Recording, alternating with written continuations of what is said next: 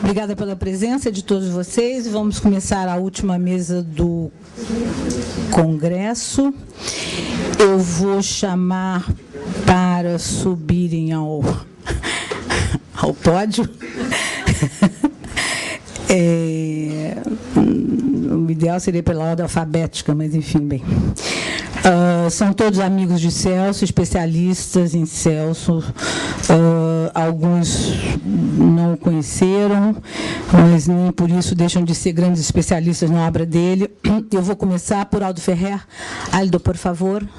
Aonde está Aldo? Se foi. Bueno, então, vamos a chamar a outro. Afrânio Garcia, que é da Maison des Sciences de l'Homme, da França, antropólogo, mora em Paris há muitos e muitos anos, desde muito jovem.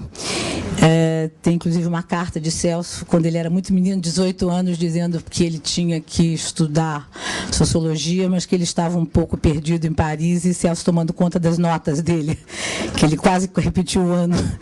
Bom. Aldo Ferrer, da Universidade de Buenos Aires. Aldo, te pongas aqui. Muito gusto. Graças, Aldo. Ângelo Osvaldo, de Araújo Santos, meu amigo há muitíssimos anos. Ângelo foi chefe de gabinete de Celso no Ministério da Cultura, sempre trabalhou com patrimônio. Ângelo, põe aqui. Depois, Ângelo foi prefeito de Ouro Preto, que, para a nossa bancada forasteira, é a grande cidade colonial do Brasil. E Ângelo, hoje em dia, é o presidente do IBRAM, que é o Instituto Brasileiro de Museus, que reúne os museus nacionais. Carlos Brandão é economista e foi prefaciador de um dos livros que nós fizemos sobre Celso, publicado pela Penguin ano passado. É um grande teórico do subdesenvolvimento, conhece muito a obra de Celso. Está faltando gente. Marcos Costa Lima, desculpe, Marcos. Marcos Costa Lima, amigo de sempre, da Universidade Federal de... como você quiser. De Pernambuco. Tem cadeira demais, gente. Ou eu estou esquecendo alguém? Não, Felipe. Imagina. É porque você chegou atrasado, tá vendo o que dá?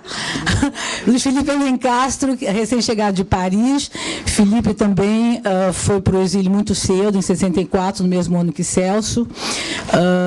Grande historiador. Depois ele foi professor, ele até semana passada, propriamente, retrasada, ele era professor titular de História do Brasil, da Sorbonne, e agora ele acaba de ser professor emérito, acaba de me mostrar a carteirinha.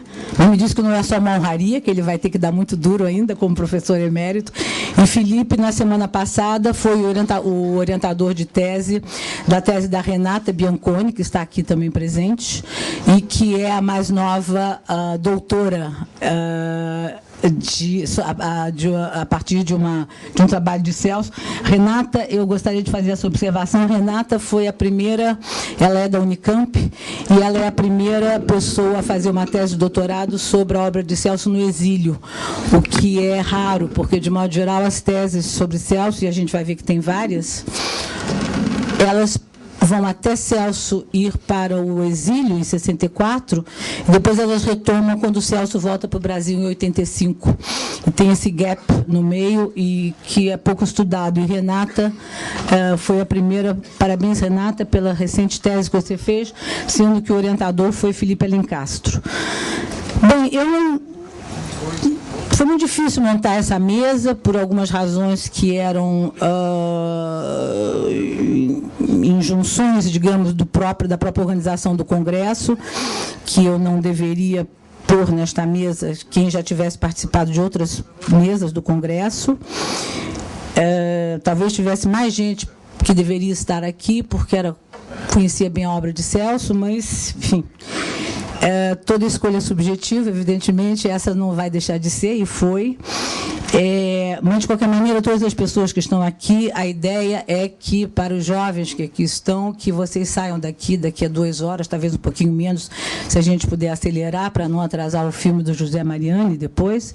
A ideia é que vocês saiam daqui com uma noção de quem foi Celso, que morreu há 10 anos, daí a ideia de fazer essa mesa. O que ele pensa, o que ele pensou, a vida dele um pouco, e é o que eu vou pedir aos meus companheiros de mesa. Vocês vão me permitir algo que não é muito corrente, eu vou começar falando um pouquinho de mim. Quer dizer, não de mim, eu pessoalmente, mas o trabalho que eu fiz nesses 10 anos, desde que Celso morreu. Eu herdei... eu sou herdeira testamental, digamos, dos arquivos de Celso e, evidentemente, tem muita gente que diz os direitos que você teve sobre as obras de Celso e tal. Os direitos não é nada. O importante são os deveres. Quer dizer, na verdade, o que eu acho que o que me coube foi o dever de levar essa obra adiante, de levar essa obra aos jovens, de tornar essa obra sempre disponível para as jovens gerações. Isso porque eu acho que a obra de Celso, não só a obra de economia, que era a que eu mais conhecia, era muito importante, mas eu tenho lido sistematicamente a obra de Celso para várias obras, vários trabalhos dele que eu reeditei e outros que eu estou fazendo, e cada vez mais eu me surpreendo. Eu só tenho pena de não ter conversado mais com ele sobre, digamos, sobre facetas novas da obra dele que eu vou descobrindo, não eu sozinha, mas eu e os amigos, os pesquisadores que estão trabalhando sobre ela, e é de uma riqueza, eu acho, inacreditavelmente rica a obra de Celso. Curiosamente, nesses 10 anos, eu poderia dizer que a obra de Celso foi se desdobrando. Talvez ela seja hoje menos estudada nas faculdades de economia e mais estudada em cursos de relações internacionais, de cultura. É verdade também de estudos sobre a cultura, são estudos que nasceram, que se desenvolveram muito nesses últimos 10 anos, portanto, nas faculdades que se dedicam a estudos sobre a cultura. Celso, talvez pelo fato de ter sido ministro da Cultura e de ter refletido muito sobre a cultura, ele foi muito estudado e está sendo cada vez mais. Nas universidades de relações internacionais, o pensamento de Celso sobre política, sobre capitalismo, sobre transformações no mundo, toda uma parte do pensamento dele que foi muito trabalhado nos anos de exílio, também está sendo muito estudado em cursos de relações internacionais. E de uns anos para cá, não sei se Gilberto Bercovitch está por aí. Está ali, Gilberto. É graças a Gilberto Bercovitch, que é da Faculdade de Direito da USP, em São Paulo. Gilberto está à frente de um grupo de pesquisa com um título muito instigante, chamado Direito e Subdesenvolvimento, o Desafio Furtadiano. Basicamente, as cadeiras ligadas a direito, sobretudo de direito econômico, têm sido muito baseadas na obra de Celso e, basicamente, graças a esse grupo de pesquisa que Gilberto Bercovitch, já hoje em dia com uma nova geração e mais uma terceira geração, da qual tem aqui alguns estudantes, está lá a turma de São Paulo, vim estudando. Então, eu acho que Celso está sendo um pouco, hoje em dia, o reflexo do que ele foi, que foi um pensador tremendamente interdisciplinar. Eu já falei isso hoje de manhã, ao apresentar o Deepak Nayar, falei isso no primeiro dia e eu continuo convencida que cada vez mais Celso foi transgredindo e foi abrindo caminhos em outras fronteiras do pensamento, a ponto que hoje em dia eu acho que ele é muito mais às vezes eu penso o Celso quase como um filósofo a certas horas do que como apenas um economista. Bem, no frigir dos ovos, eu mesma me assusto. Em 10 anos que Celso morreu, eu levei adiante 12 livros sobre Celso. Bom, eu tinha o meu trabalho e tenho meu trabalho à parte. Basicamente foi o seguinte, quer dizer, vou resumir rapidamente. Antes de Celso morrer, eu trabalho no mercado editorial há uns 20 anos. Eu pedi para Celso reler as obras dele, que não estavam mais sendo editadas periodicamente. Eu pedi para ele reler e fazer o que se chama, já pensando, no que se chama de edição crítica. Quer dizer, que ele fosse lendo a obra dele e vendo, fazendo todas as correções nos livros antigos. Evidentemente, havia, antes do computador, uma montanha de erros gráficos, e havia coisas muito engraçadas, inclusive. E ele foi lendo e fazendo as correções, e a partir dessas, como é que eu digo, desses exemplares, eu fui podendo reeditar as obras dele. Bom, fechei com a editora para a qual eu trabalho, para não dizer o nome, é a Companhia das Letras, fechei a reedição de alguns livros dele, fazendo uma coisa que se chama em edição definitiva. Quer dizer, a partir de agora, eu espero que quem quiser editar para o futuro, edite a partir dessas que eu fiz. O que eu fiz? Basicamente, uma edição definitiva não só a partir do que o autor viu, portanto, eu tenho os masters, como se chama, que Celso reviu, e tenho também os originais, de modo geral, escritos à mão, manuscritos. Eu fiz isso com o Formação Econômica do Brasil, que é esta nova edição, que é a definitiva, que é de 2006, 2007, não me lembro. Fiz isso com a Economia Latino-Americana, que era um livro de Celso que estava esgotado, e é o livro de Celso mais vendido da América Latina. Aqui no Brasil, as pessoas não se interessam muito por América Latina, acho que não. Acho que mais pelo América do Sul, né? Porque aqui agora não se fala mais América Latina, se fala América do Sul, né? Felipe é o prefaciador deste livro, Felipe Alencastro, fez um belo prefácio. Fiz com mais uma edição definitiva, que é o meu livro preferido, talvez porque eu não seja economista, e talvez seja o livro menos econômico do Celso, chamado Criatividade e Dependência na Civilização Industrial. Esse livro, acho que foi o único do Celso que não saiu da primeira edição, quando foi lançado, talvez porque os economistas, os livros do Celso iam sempre ser resenhados por jornalistas com pretensões de economia, e provavelmente passou por cima da cabeça de todos eles, porque eles não entenderam muito o que era um livro sobre criatividade e não fizeram a resenha adequada. Eu também fiz uma edição definitiva desse. Bem, esses foram para a companhia, e este último agora, que eu estou lançando agora, que é a obra autobiográfica dele, que eu fiz em 3 volumes num só. Bom, isso foi uma coisa que eu fiz. O segundo eixo foram 2 coletâneas para a companhia. Eu fiz essa da Penguin, que o Brandão é o prefaciador, fez um excelente prefácio sobre... a gente escolheu obras, enfim, capítulos das obras de Celso para fazer uma espécie de um apanhado do que mais ou menos ele pensa em vários eixos, no eixo econômico, no eixo político, no eixo de cultura e ciência, e no eixo biográfico. E, finalmente, fiz essa obra aqui, tudo pela companhia, quando Formação Econômica do Brasil fez 50 anos. Aqui, essa aqui esgotou, é uma obra meio de luxo, onde eu peguei os prefácios e os artigos quando Formação Econômica do Brasil foi sendo publicada no exterior. Ela tem umas 11 edições no exterior, entre elas em chinês, japonês, polonês, farsi. Bom, fora isso, eu criei para o Centro Celso Furtado essa coleção chamada Arquivos Celso Furtado, que eu estou lançando o 6º número agora. São edições temáticas com os arquivos de Celso. A primeira que eu fiz foi ensaios dele sobre a Venezuela. A segunda que eu fiz foi o curso dele de Economia do Desenvolvimento que ele dava na Sorbonne. O terceiro foi quando a Sudene fez 50 anos. Em 2009, eu reuni todo o material da criação da Sudene. A quarta foi quando ele fez o plano trienal e foi o primeiro-ministro do Planejamento do Brasil. Aqui está o plano. A quinta foi o Ministério da Cultura. E a sexta, que eu estou lançando agora, com os anos de formação. E acho que eu paro por aqui. Bem, então é isso. Eu passo a palavra... Talvez, se a gente pudesse fazer um roteiro um pouquinho biográfico. Como?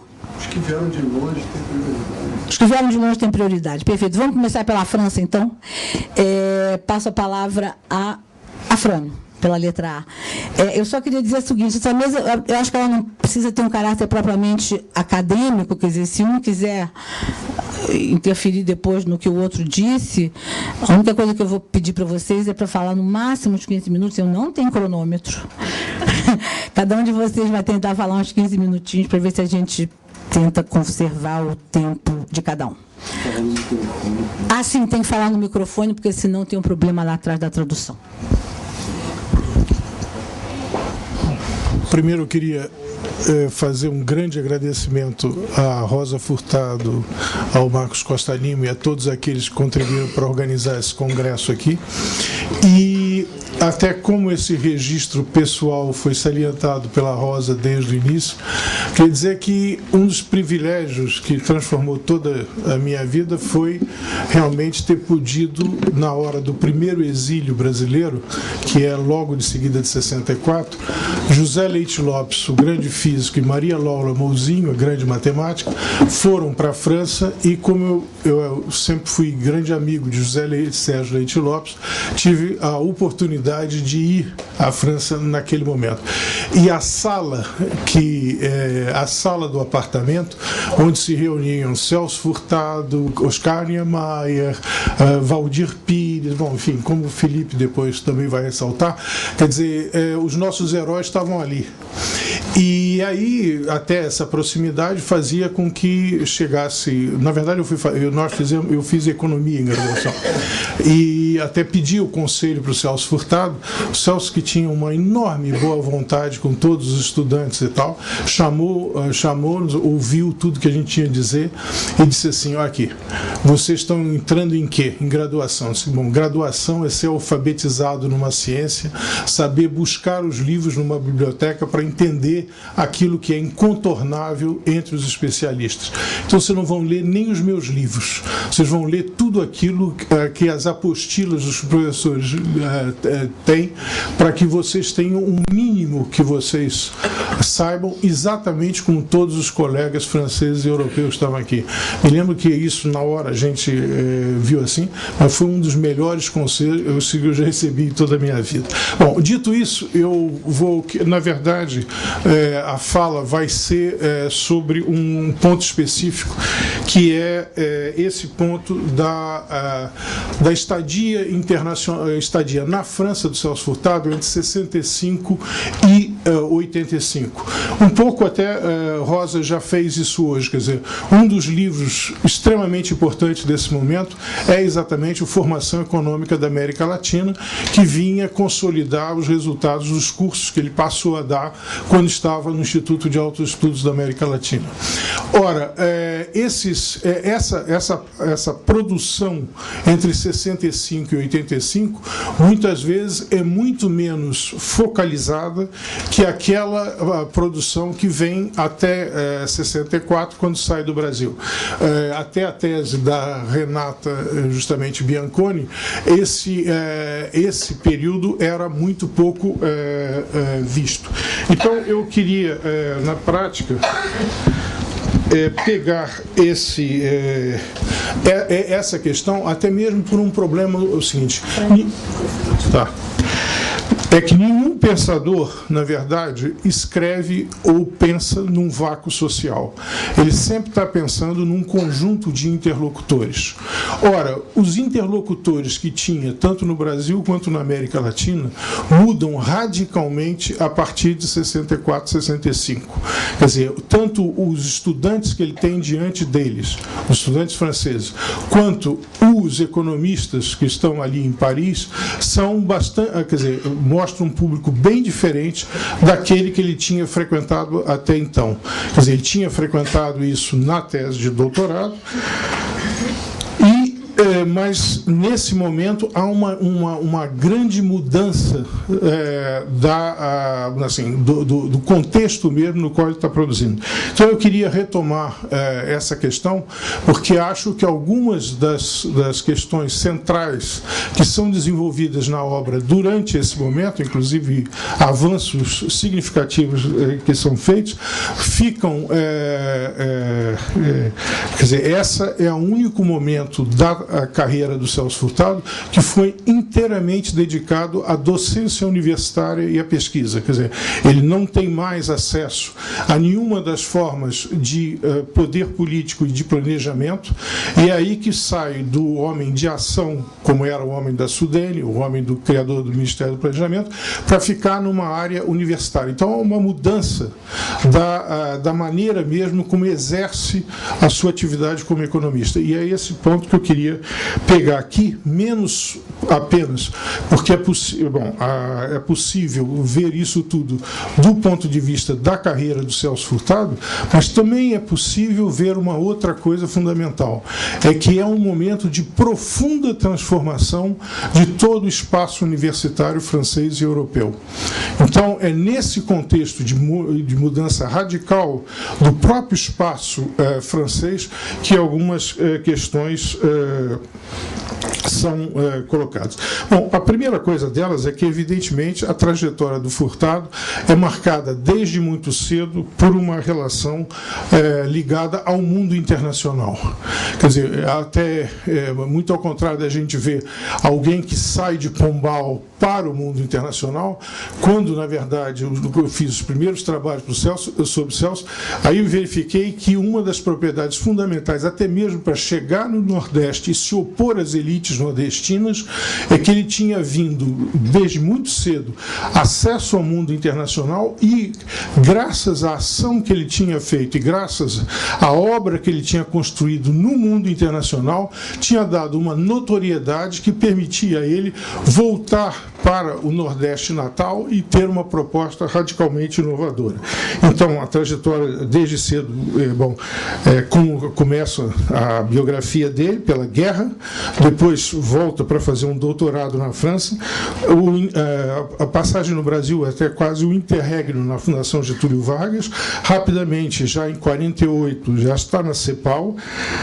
Na CEPAL, ele tem um contato com o Brasil mediado por essa instituição, pelo Grupo Misto CEPAL-BNDE, volta ao Brasil na condição de diretor do BNDE, e é aí que se insere primeiro a criação da Sudene e, no prolongamento da ação da Sudene, uma parte do plano trienal voltando à Sudene, e, como lembram bem as memórias, Celso conhece em 64 o golpe militar de dentro do Palácio das Princesas, ao lado de um dos governadores mais expressivos de uma mudança importante que o Brasil estava naquele momento, que era Miguel Arraes.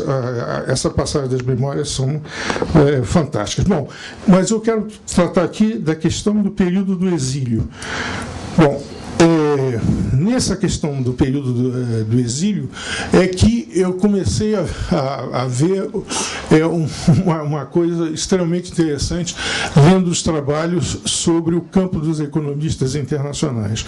É que, na prática, há uma grande transformação das próprias escolas de referência. Quando ele escreve Formação Econômica do Brasil, ele escreve Formação Econômica do Brasil em Cambridge e junto aos famosos keynesianos de esquerda, John Robinson, Nicholas Calder, Amartya Sen. E nesse momento, é um momento onde Cambridge tem, sem dúvida nenhuma, hegemonia em termos de pensamento em escala internacional. Ora, essa hegemonia dos keynesianos vai ser completamente deslocada pela subida dos neoclássicos, propondo medidas neoliberais, sobretudo nos anos 80 e 90. E é exatamente essa mudança de eixo das escolas principais que eu acho que o próprio exame do meio francês dá algumas chaves extremamente importantes. Quer dizer, primeiro, a França não foi um destino único da carreira do Celso Furtado. Ele conta bem que ele primeiro foi ao Chile, e no Chile ele começa um seminário que ele dá até todos os nomes dos participantes, onde nesse seminário havia uma autocrítica do pensamento da CEPAL. É desse seminário ele chama a atenção que toda a teoria da dependência do Fernando Henrique Cardoso tem origem, né, que começa em julho de 64, 64, ele dá todas as referências precisas no Ares do Mundo.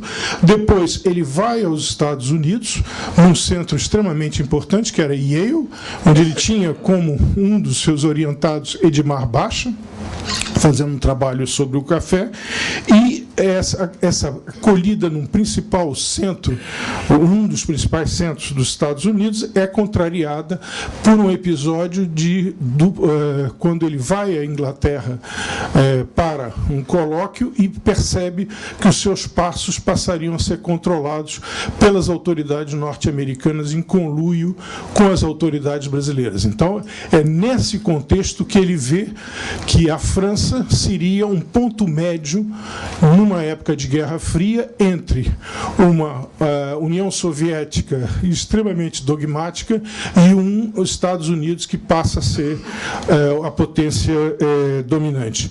Então ele chega à França, e aí chega à França aos 45 anos, precedidos por uma carreira brilhante, e como a Renata mostra muito bem, a contratação do Celso Furtado é pedido no artigo do jornal pelo diretor do Le Monde, que é o Beuve-Méry, com todo o prestígio que tinha de ser o antigo resistente ligado ao de Gaulle, e chega junto aos grupos mais importantes, quer dizer, dos economistas de maior renome na França. Ele dá os dados, até ele está próximo de Raymond Barre, nesse particular, e da Faculdade de Direito de Paris. Quer dizer, eu lembro que até 68 havia uma só universidade em Paris e uma só faculdade para cada ramo do conhecimento. Então, a Faculdade de Direito de Paris era uma questão enorme, e ele entra junto dessa faculdade, outros chamados da importância que ele tem os livros editados pela principal editora universitária, que é a PUF, e tudo isso vai conhecer uma profunda mudança exatamente entre 65 e 70. Bom, vou fazer uma referência aqui muito rápida. Evidentemente, ele estava lá durante maio de 68, e há uma mudança que fica aparente no espaço universitário francês. É aí que há a divisão da Universidade de Paris, é aí que Paris divide-se em mais de 10 universidades, e também é aí que o departamento de economia passa a ser autônomo da Faculdade de Direito. Quer dizer, até então, essa era a organização universitária. Mas há uma outra análise que é possível de ser feita por todos aqueles que trabalham sobre os círculos dos economistas franceses. É que, nesse momento, há uma mudança da morfologia do espaço dos economistas. É aí que começa, nos anos 60 a 70, a subir os famosos engenheiros economistas.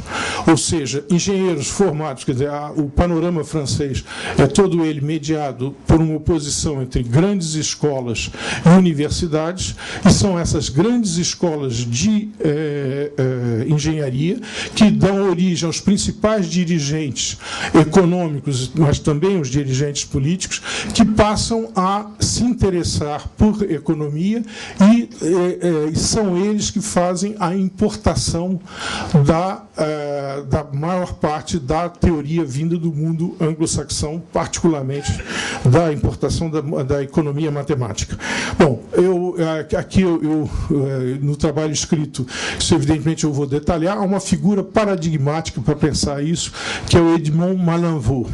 E o Malenvaux é exatamente um engenheiro vindo da escola de Polytechnique, e que depois vai fundar não só o aparato estatístico francês, que vai permitir todas as atividades de planejamento, como o Malenvaux vai fundar a Escola Nacional, a INSAE, que era de onde os economistas matemáticos vão ter a sua sede. E é a partir daí que esse centro vai se tornar infinitamente mais importante que os centros vindos da universidade. Isso eu estou dizendo porque, por uma coisa simples, que é isso que eu queria tratar, é que quando Furtado, quer dizer, se olhar os 20 anos nos quais ele fica, há dois momentos muito claros. De 65 até 73, 76, é um momento onde a economia do desenvolvimento está no centro dos debates. E a economia do desenvolvimento é considerada uma especialidade em alta. A partir do choque do petróleo de 73 e 76, há um deslocamento claro da economia do desenvolvimento e subida de todas as matérias ligadas a essa economia matemática. Bom, era basicamente, eu queria situar essa questão da mudança do contexto mesmo no qual ele trabalha e aí olhar e rapidamente tratar aqui dos avanços científicos feitos pela obra do Furtado, o que a gente pode ver pela sua leitura.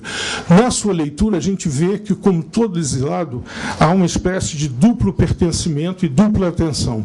De um lado, há todo um conjunto de trabalhos voltados inteiramente para o que está se passando no Brasil e a crítica do modelo de desenvolvimento ocorrendo no Brasil, e todo um conjunto de trabalhos que tem a ver com, ao contrário, com o que está sendo debatido na França. Sim, tudo bem. Então, aí eu peço desculpa, mas eu vou realmente, muito rapidamente, tratar de duas coisas que é muito nítida quando a gente pega alguns textos, sobretudo alguns deles que estão no Ares do Mundo.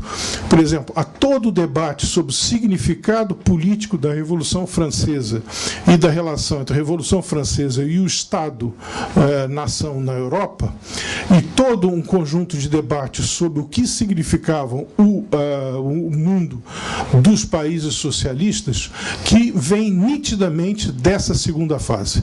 É aí que está uma reflexão muito clara e muito detida sobre a categoria, por exemplo, excedente, e sobre as formas de apropriação e decisão sobre o excedente, e uma espécie de crítica de que, num espaço político fechado, então haveria uma espécie de uso de excedente para uma acumulação muito rápida, mas que isso seria uma espécie de acaparação de um poder que teria, ao contrário, que ser melhor distribuído. Eu quero lembrar que Celso Furtado, desde o início, foi sempre um violento crítico de qualquer tentativa de exercício do poder que não fosse num espaço político aberto.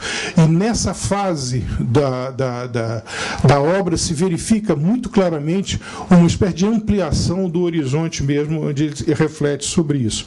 Bom, é também toda essa fase que aparece primeiro a descrição e depois a conceituação do que sejam empresas multinacionais e a relação entre esses novos gigantes, agentes gigantes no mercado internacional e o próprio funcionamento do Estado Nacional.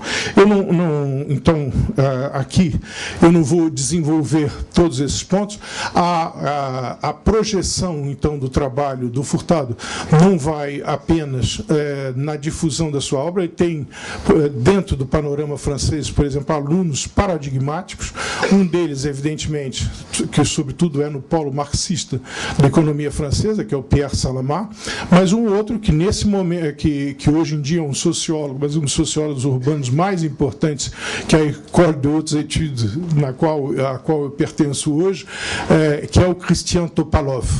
E nós, na verdade, até com os arquivos que estão lá, com a Rosa, até de repertoriar depois todo o conjunto de estudantes, tanto franceses quanto não franceses, onde ele exerceu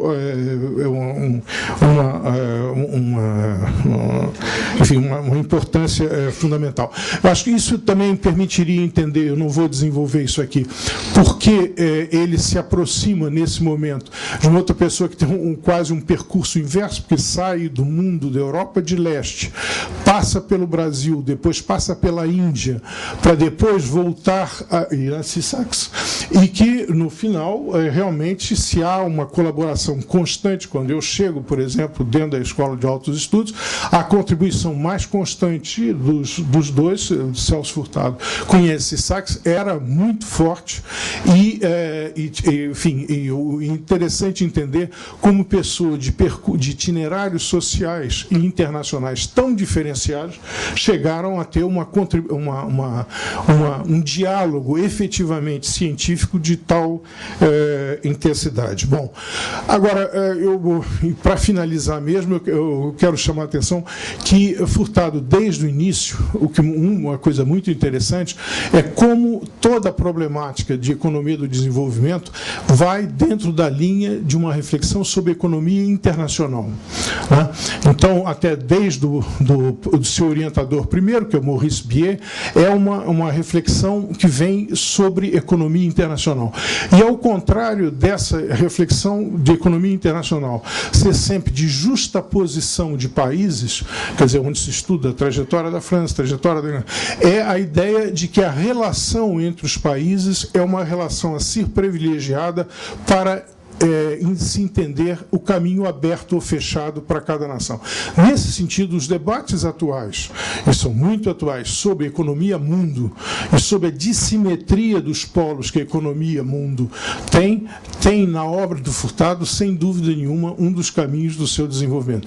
Então, eu só queria, fechando mesmo, dizer que isso tudo é um apelo para que essa fase da obra do Furtado, eu acho que não só merece ser lida e relida, mas que há muita coisa a ser aprofundada a partir daí. É isso.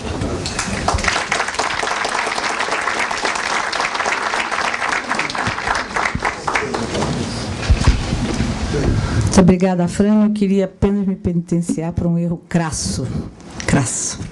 Eu disse que você era da Maison des Sciences de l'Homme. Isso é crasso, sobretudo para um bourdieusian como você, que preza tantas instituições. Você não tem nada a ver com a Maison des Sciences de l'Homme. Se desculpe, Afrânio.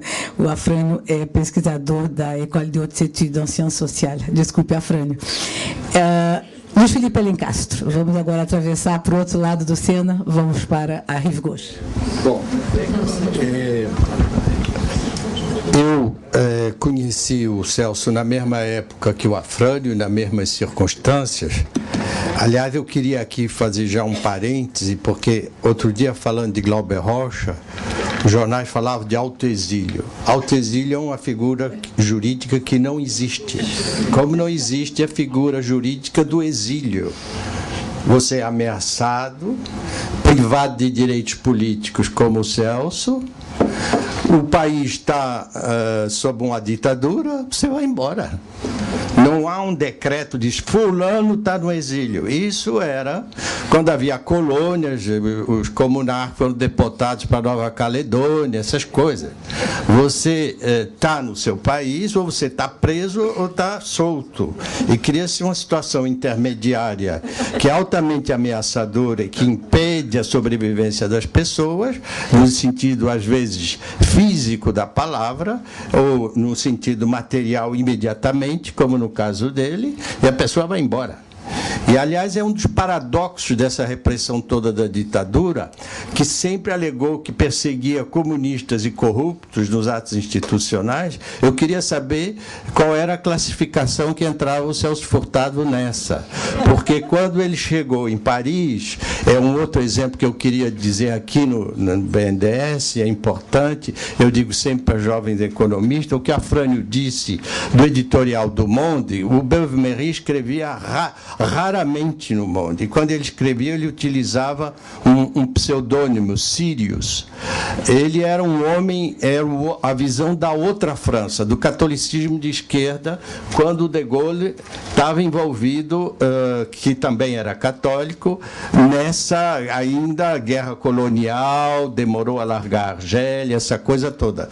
E ele, no editorial dele do Monde, teve grande impacto, atraiu para o lado do Celso, quando o Afrânio fala dele dar aulas, isso foi uma escolha diante de alternativas muito melhores do ponto de vista material, exclusivamente, porque houve vários bancos, inclusive Paribas, que o convidaram para ser assessor sobre a América Latina. Ele recusou e preferiu dar aulas, seguindo aí o exemplo de Prebisch, quando saiu do Banco Central argentino, que ele sempre citava, e certamente isso o inspirou diretamente, e vai ser o raro e o único ministro de Planejamento do Brasil que viveu direitos autorais e de salário de professor. Eu gostaria que vocês recapitulassem esse capítulo, porque é um capítulo essencial, e não estou aqui criticando quem faz outras coisas, porque a vida é assim, mas há possibilidade de sobreviver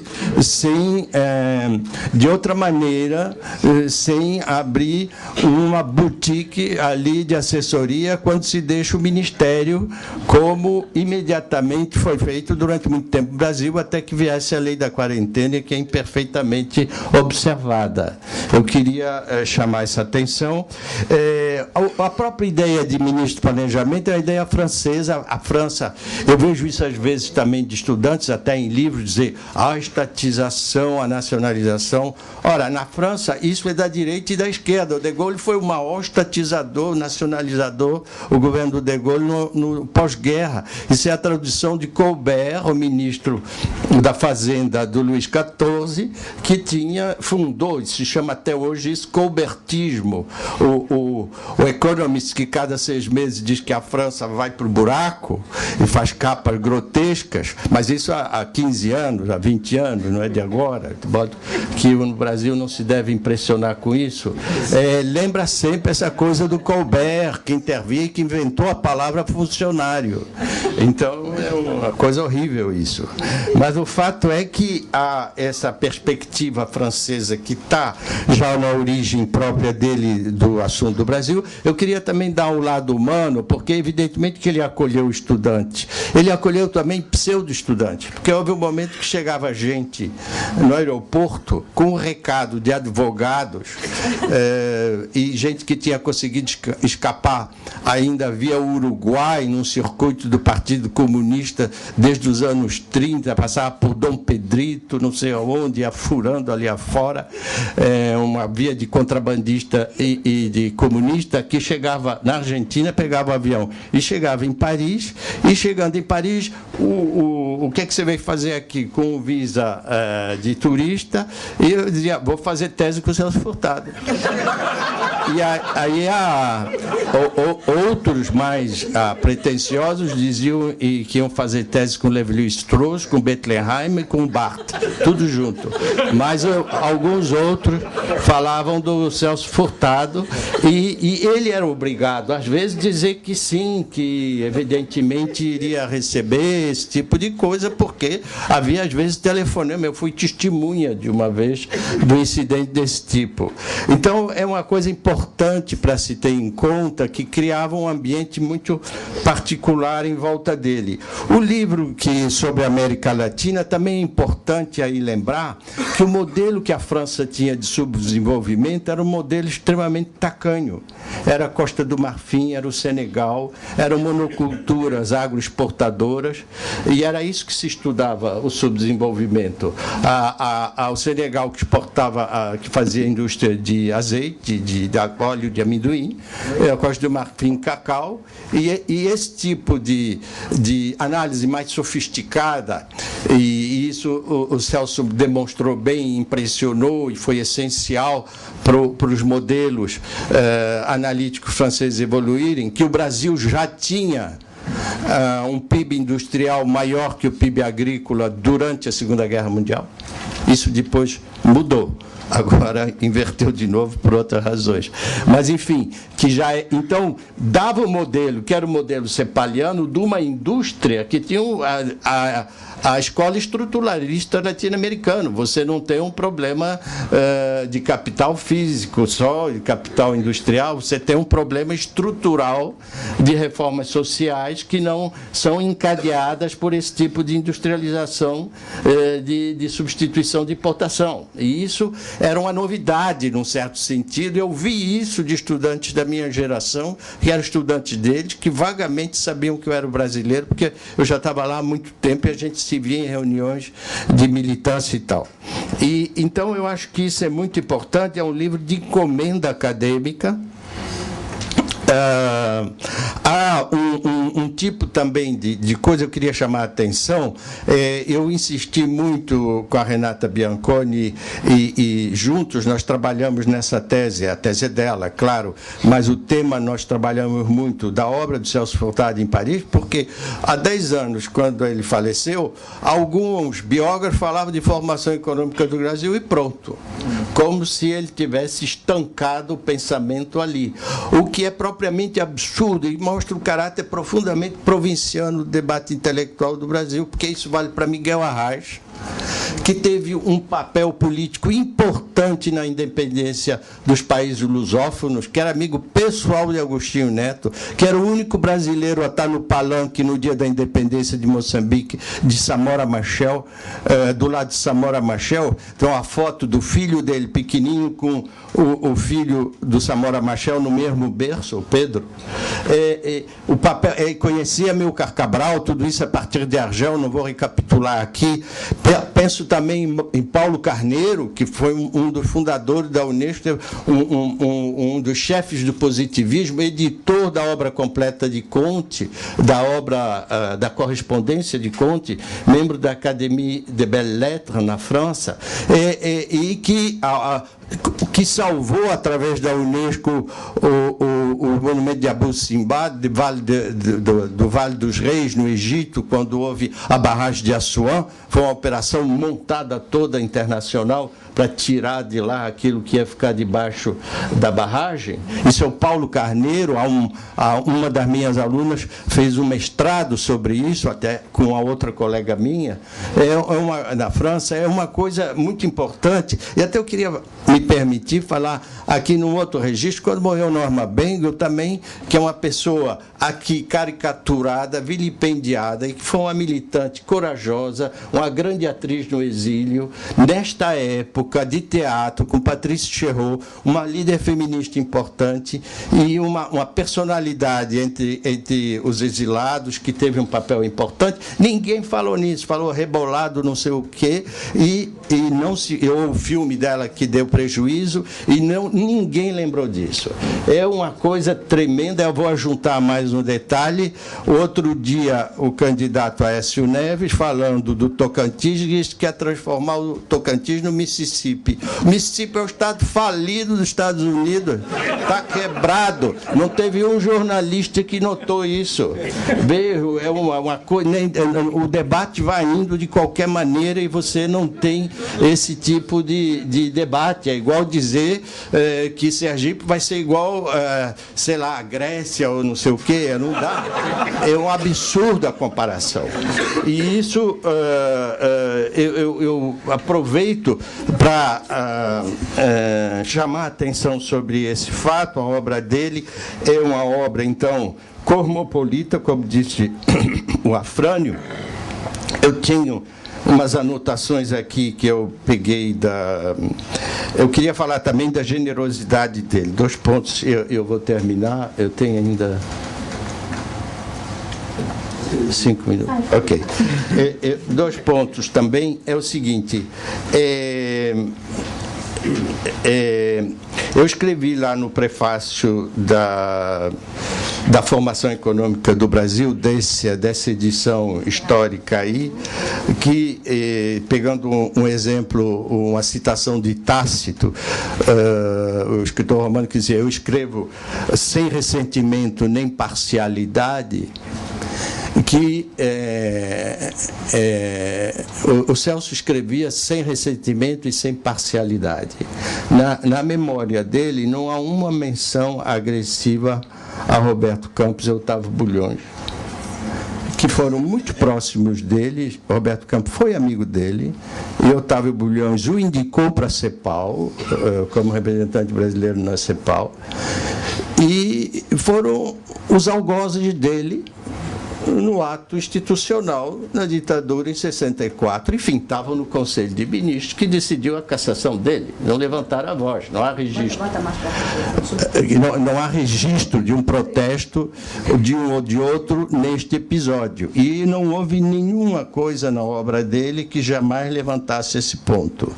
Esse é um ponto. A outra coisa que eu queria chamar a atenção era a extrema modéstia. Eu ia citar uma frase que está na formação econômica, que é na introdução de 59. Ele diz: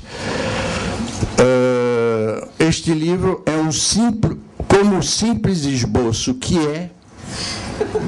Este livro sugere um conjunto de temas que poderiam servir de base a um curso introdutório ao estudo da economia brasileira, como simples esboço que é. Um livro que vendeu quase 1 milhão de exemplares, a hoje que me corrija, nessa altura, que está traduzido em dezenas de línguas, que formou gerações de economistas.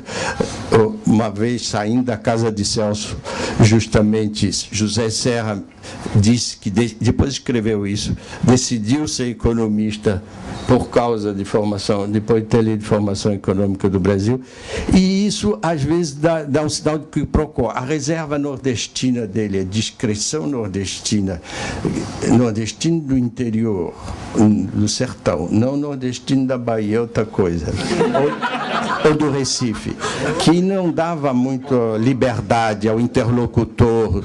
Não, eu digo, é uma questão de temperamento, não é? Que não dava muita liberdade ao interlocutor, e que guardava sempre uma certa distância, que na recepção, quando acabou o exílio em 79, tinha um arapuca aqui que todo mundo caía, que era o pessoal bebe muito, não é? Então a reunião política começava às 2 da tarde, abre garrafa de uísque, cerveja, não sei o quê, às 3 da tarde, 4 da tarde, tinha que acabar a reunião de discussão, porque ninguém aguentava. E o Celso disse: eu fico muito bem porque eu só peço água de coco. E esse tipo de coisa, de ficar fora de uma certa euforia e coisa, deu a ele uma reputação de frio, de distante. Eu vi ouvi de colegas que professores dizem na sala de aula que o Celso Furtado, falando com eles em Paris, na universidade, que eles deviam falar francês. Quer dizer, essa regra básica do convívio, quando você está num outro país, você não fala a língua que as pessoas que estão em volta de você não conhecem, que é uma falta de polidez, foi um problema que, às vezes, se atribuiu a um traço do temperamento dele, e que é um equívoco, não tem nada a ver com isso. Eu tive o privilégio de tê-lo na pré-defesa de tese de doutorado, em que ele não participou exatamente porque ele tinha sido nomeado ministro da Cultura, mas eu me entretive com ele durante anos. Todo sábado nós almoçávamos juntos, perto da casa dele, sobre a tese, e o diretor da tese, então, e o presidente do júri decidiram guardar o nome dele no meu título de doutor, e depois ele teve também na minha banca de livre docência na Unicamp, e que também foi um grande privilégio. Então, é um testemunho também pessoal que eu queria dar desse lado. E estava numa época onde a Rosa não tinha entrado na vida dele para mudar tudo e para completamente transformar e torná-lo, aí sim, em homenagem a ela também, muito mais produtivo, porque essa obra inteira e a autobiografia foi reescrita com os conselhos e o treino dela de jornalista e o treino dela editorial. Isso foi uma coisa decisiva, o que ela tem feito nesse campo esses anos todos. Muito obrigado.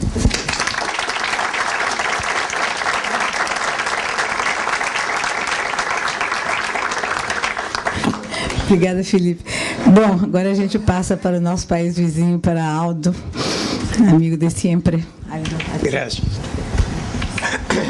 Buenas tardes, muchas gracias por esta invitación a participar en este congreso en memoria de Celso Furtado. Primero quiero hacer un breve recuerdo personal y después alguna reflexión sobre los cambios que se produjeron en el escenario en el cual pensó Furtado y sus propuestas y sus ideas tuvieron tanta repercusión en América Latina y en el resto del mundo. Yo lo conocí a Celso en Nueva York en 1950. Yo era entonces un joven economista en la Secretaría General en Nueva York. Celso trabajaba en la CEPAL y viajaba en el equipo de Previs, viajaba con alguna frecuencia a Nueva York y allí nos encontramos por primera vez en algún momento de 1950. Y desde entonces hasta el final de sus días mantuvimos una relación amistosa, de mucho cariño recíproco y de mi parte un enorme respeto por su pensamiento, por su personalidad. Cuando recibí, Celso me mandó, cuando salió su formación económica del Brasil, me mandó un ejemplar poco tiempo después de que apareciera acá en portugués, y cuando lo leí me convencí que yo tenía que escribir la formación económica de la Argentina. Exactamente sobre la matriz del pensamiento estructuralista en periodos históricos, ligando lo interno con lo externo, esa enorme riqueza que se expresa en toda la obra de Celso y en particular en este libro sobre formación económica de Brasil. Como les digo, me produjo un gran impacto y en cuanto lo leí me puse a trabajar en mi propio libro, que apareció su primera edición en 1963. Así que esta es, digamos, son mis primeros recuerdos de mi relación con Celso, y entonces vale la pena reflexionar sobre los cambios extraordinarios de los escenarios en los cuales pensó Celso y en los cuales formuló sus ideas y sus propuestas.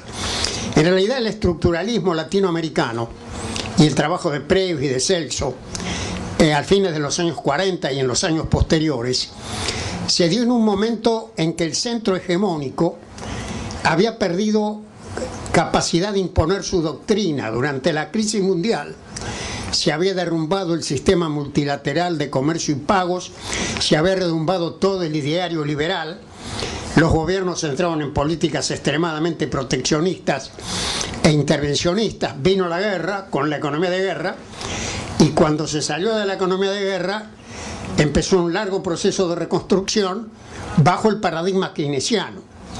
Entonces el estructuralismo y la obra de Celso surge en un momento de vacío teórico, donde ya la hegemonía céntrica estaba debilitada. Es claro que en el aspecto operativo, por ejemplo, los criterios del Fondo Monetario y sus programas en América Latina respondían al viejo paradigma liberal. Y tuvimos en aquellos años con Celso y otros colegas latinoamericanos fuertes debates en torno de la naturaleza de la inflación, de las políticas de ajuste. Fue en aquellos años donde el estructuralismo, Previs y Furtado ejercieron tanta influencia en el pensamiento económico de nuestros países. Y después en la década del 70 aparecieron cambios muy profundos en la realidad. Primero la crisis petrolera, después el desorden macroeconómico en los países centrales y sobre todo el creciente protagonismo de la dimensión financiera, de la especulación financiera, como el ámbito dominante del capitalismo contemporáneo. Allí vinieron las reformas de Reagan y de Thatcher en torno de 1980 y se construyó todo este ideario neoliberal que en América Latina se implantó bajo el criterio del consenso de Washington. Las reformas estructurales de apertura de mercado, marginación del Estado, participación decisiva del ahorro externo y del capital extranjero, es decir, el conjunto de ideas y de interpretación de la realidad en las antípodas del pensamiento estructuralista y por lo tanto el pensamiento de Furtado. Yo creo que esos fueron años en que hubo un repliegue de este pensamiento, porque lo que se llamó el pensamiento único, en un momento en estos países, en nuestros países, en la década del 90, cuando salimos de la crisis de la deuda, o transitamos por la crisis de la deuda y la década perdida, en esos años, vuelvo a insistir, predominaba esto que se llamaba el pensamiento único. Y el pensamiento único era el pensamiento céntrico, que Previs había señalado como el mayor peligro que teníamos que resolver, porque si nos sometemos a la forma de ver el mundo que tienen los países centrales, necesariamente reproducimos permanentemente la condición periférica.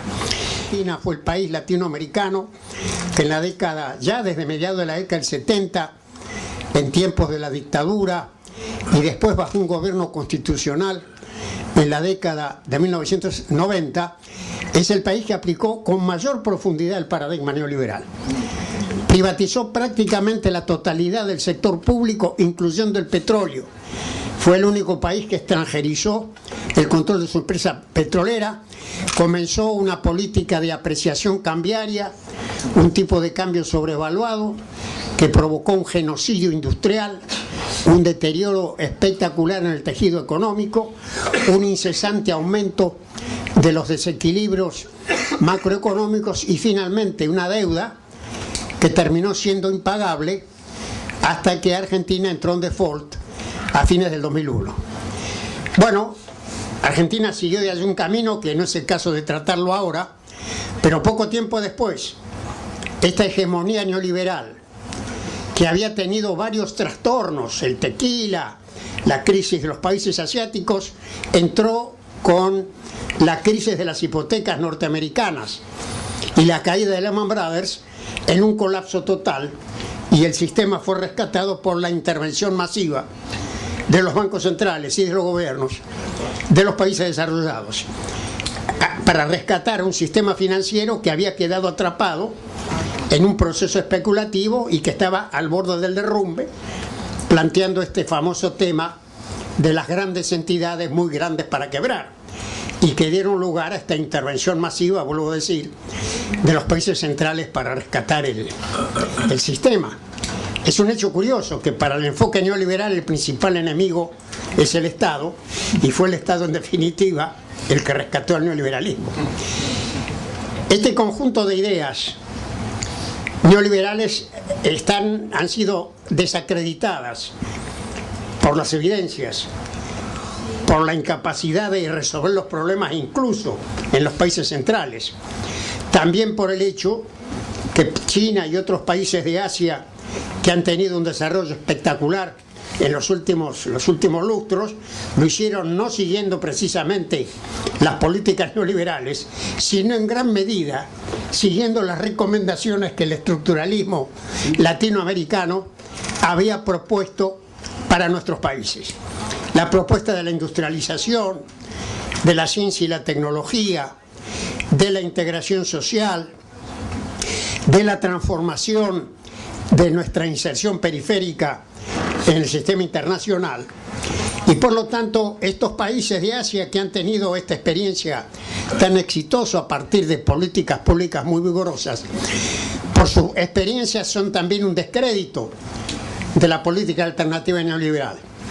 Mientras vuelvo a insistir que en América Latina esas políticas fracasaron, como fracasaron en los países centrales, pese a lo cual conservan una extraordinaria influencia en la política de la Unión Europea y buena parte también de los Estados Unidos, con lo cual estamos en esta situación de que otra vez el pensamiento céntrico, el paradigma céntrico ha quedado desacreditado, pero tal vez a diferencia de lo que pasó en la década del 30, que el descrédito teórico fue acompañado por un cambio de políticas, aquí en los países centrales del Atlántico Norte, el descrédito teórico sigue conservando las políticas neoliberales, porque el peso hegemónico que tiene la dimensión financiera y también las fuerzas en esos países avanzados de los intereses corporativos transnacionales han configurado este escenario de políticas neoliberales en el centro, de políticas desarrollistas y de estados nacionales en los países emergentes, y en ese escenario volvemos a ubicar la realidad latinoamericana y vuelve a reaparecer el estructuralismo, el pensamiento de Celso Furtado, como una forma correcta de interpretar la realidad, de enfrentar los cambios en el escenario mundial y de buscar los caminos para nuestra propia transformación. Yo encuentro que en los últimos años existe, si me parece a mí, lo observo en la Argentina y lo observo en otros lugares de nuestros países, incluso entre economistas, digamos, de gran relieve internacionales, este reconocimiento renovado al aporte teórico fundamental del estructuralismo latinoamericano y del pensamiento de Celso. Y ahora, y precisamente creo que este fue el motivo del Congreso, tenemos la responsabilidad de traer ese pensamiento tan rico y fecundo y vigente a las condiciones actuales, enfrentando los nuevos desafíos, planteando esto que se llama ahora el nuevo desarrollismo, para un nuevo escenario en el cual aparece un nuevo centro hegemónico que configura un escenario extremadamente complejo, que nos da grandes oportunidades y nos plantea grandes desafíos. Es decir, en este mundo de incertezas y de cambios extraordinarios, nuestros países, en gran parte de América Latina, en Brasil y la Argentina, existen gobiernos con proyectos, digamos, nacionales y populares, con vocación de mejorar las condiciones sociales, de afirmar la soberanía, de darle protagonismo al Estado, y en ese escenario vuelve a tener una gran validez esta matriz teórica que surge en el estructuralismo y en el pensamiento de Celso, que nos permite resolver realmente enigmas como los que tenemos en América Latina, y es el hecho que tenemos que hacer la transformación y afirmar la soberanía y las políticas sociales en el marco de economías de mercado. Cómo creamos regímenes económicos transformadores atendiendo a que es necesario que haya una fuerte participación del sector privado. Cómo respondemos, vuelvo a insistir, a estas nuevas tendencias del mercado internacional con la emergencia de nuevos actores que se comportan respecto de nosotros como se comportaban los viejos países centrales del Atlántico Norte en el siglo XIX hasta la crisis del 30. En ese nuevo escenario y en las circunstancias actuales, el pensamiento estructuralista latinoamericano y el aporte de Celso Furtado vuelve a alcanzar toda su importancia y su vigencia. Muchas gracias.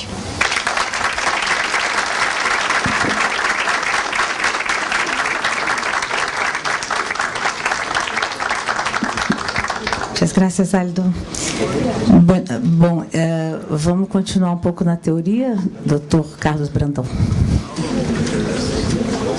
Bem, queria agradecer muito a Rosa a oportunidade, e ela é muito organizada e me fez uma encomenda para que eu falasse de 3 coisas: subdesenvolvimento, Nordeste e a questão regional brasileira, mas eu sou bem desorganizado e eu vou ampliar para 7 questões, então eu tenho 2 minutos para falar de cada uma delas. Uma, porque não tem como falar de subdesenvolvimento sem falar em desenvolvimento. Depois eu vou falar rapidamente do Nordeste e do regional brasileiro, mas eu também não queria perder a oportunidade de falar sobre o que eu acho do sistema teórico furtadiano e de como ele é aberto ao diálogo eterno praticamente, e dar-lhe chamar outros autores para dialogar com esse sistema. E, por último, talvez a coisa que mais sempre me emocionou como estudante nos livros do Celso, que foi aquele capítulo, aquela passagem final de vários livros, Mensagem aos Jovens. Isso é a coisa que eu gosto sempre de repetir. E talvez teria uma oitava questão, que é, para os jovens, muito essa pergunta: o que é o Brasil? Eu vou até, para não ter suspense, a minha visão pessoal é uma questão hoje que me intriga muito e me entristece, que eu acho que em 2014 Celso Furtado se perguntaria. Eu vou colocar ênfase muito aqui numa visão sobre a pergunta dos centros de decisão e as elites, e que ele várias vezes chamou de elites aculturadas.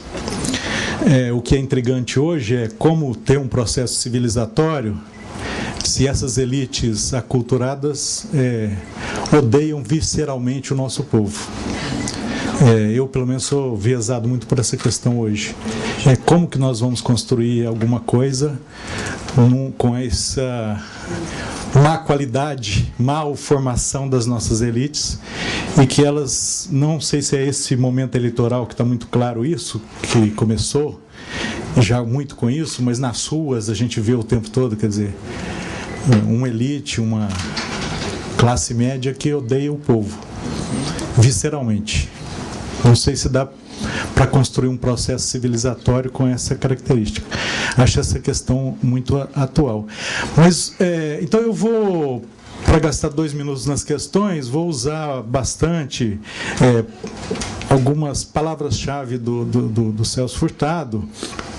Eu sou totalmente enviesado por uma frase que está no prefácio à Nova Economia Política, que é um livro que eu gosto muito.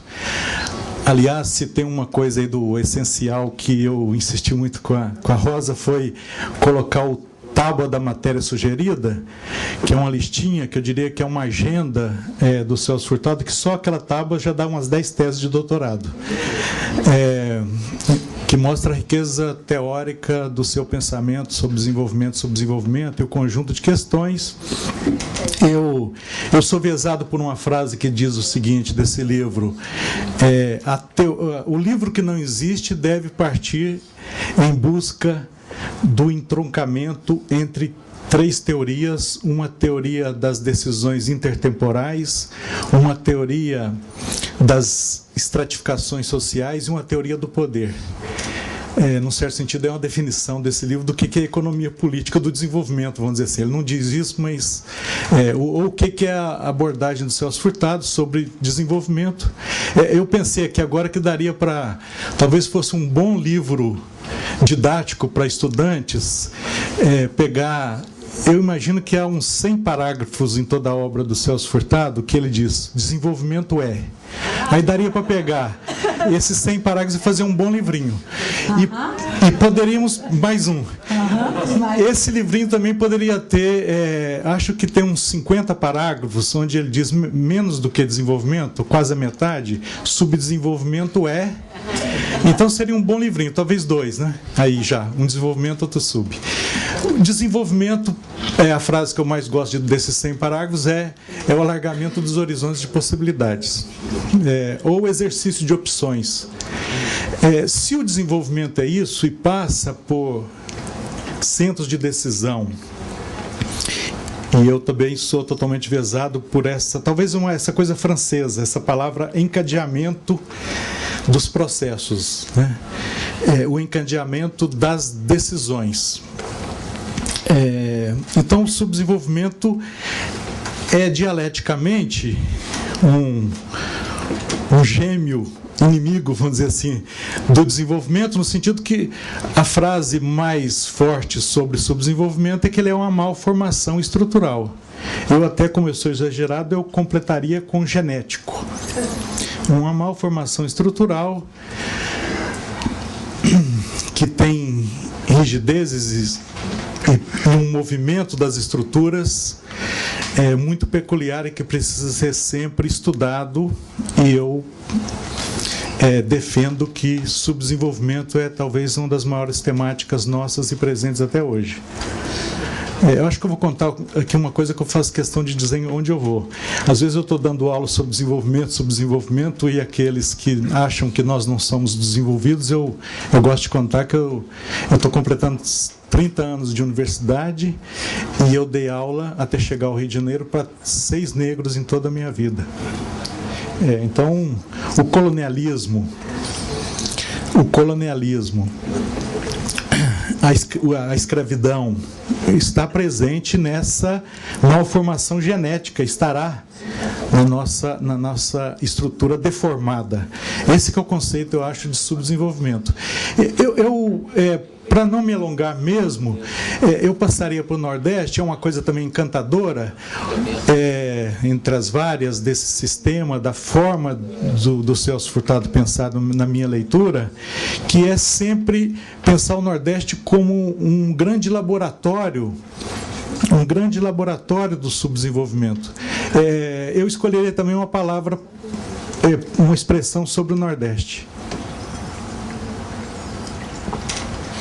A expressão é estruturas enrijecidas.